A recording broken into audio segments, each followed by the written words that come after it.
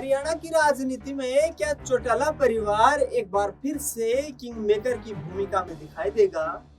ये बड़ा सवाल विधानसभा चुनाव के मतदान से ठीक पहले खड़ा हो रहा। आखिरकार दुष्यंत सिंह चौटाला की बात करें या फिर अभय सिंह चौटाला, इनेलो और बीएसपी का गठबंधन है हरियाणा में।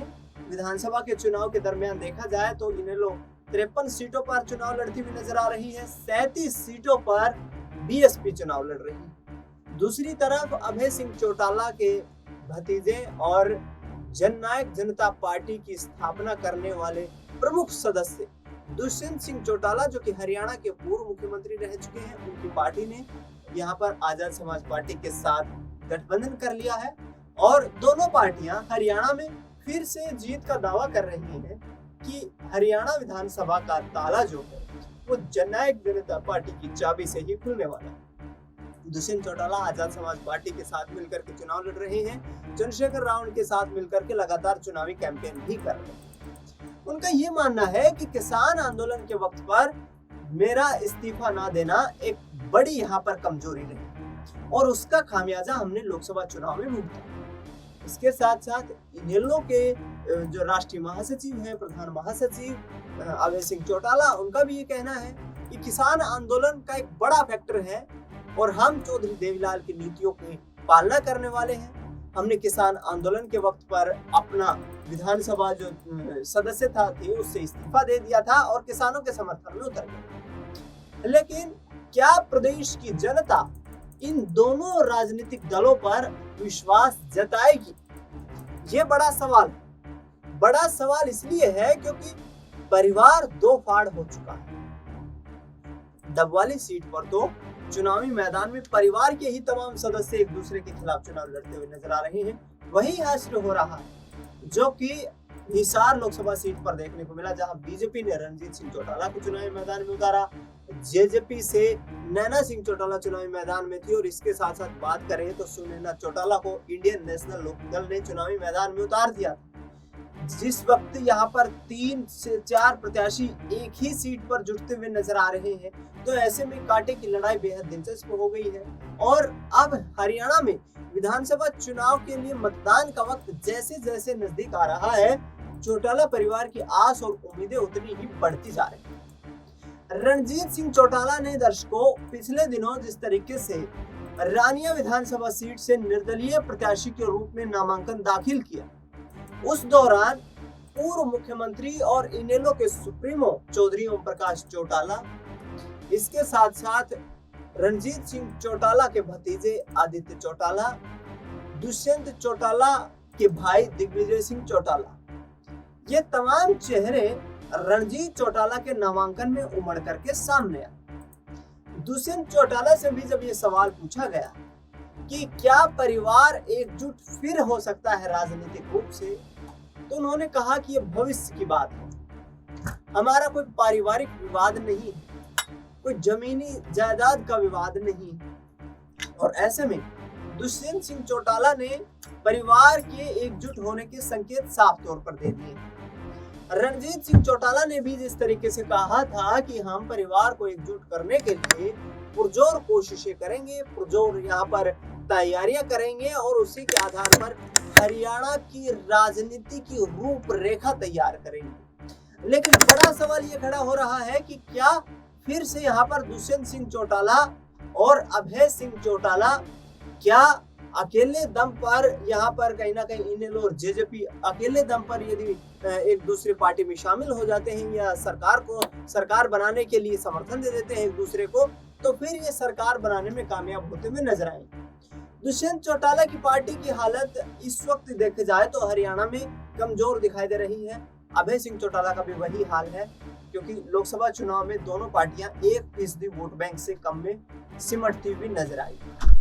लिहाजा आने वाली वक्त की राजनीति को साधना यहाँ से कहीं ना कहीं दोनों राजनीतिक दलों की प्राथमिकता बन चुकी है। सिरसा फतेहाबाद के इलाके में यहाँ जिस तरीके से इनेलो थोड़ी मजबूत दिखाई दे रही है, तो हिसार और जींद में दुष्यंत चौटाला जो है वो वोट बैंक को टटोलने की कोशिश कर रहे हैं। खुद उचाना कला विधानसभा सीट से चुनाव लड़ रहे हैं और ऐसे में आने वाले वक्त में बड़ी जीत की कोशिशें यहाँ पर करते हुए नजर आ रही हैं। लेकिन जिस तरीके का माहौल हरियाणा विधानसभा चुनाव से पहले देखने को मिल रहा है, अब रुख कर लेते हैं बड़ी राष्ट्रीय पार्टियों का, जिसमें कांग्रेस और भारतीय जनता पार्टी का नाम शामिल है।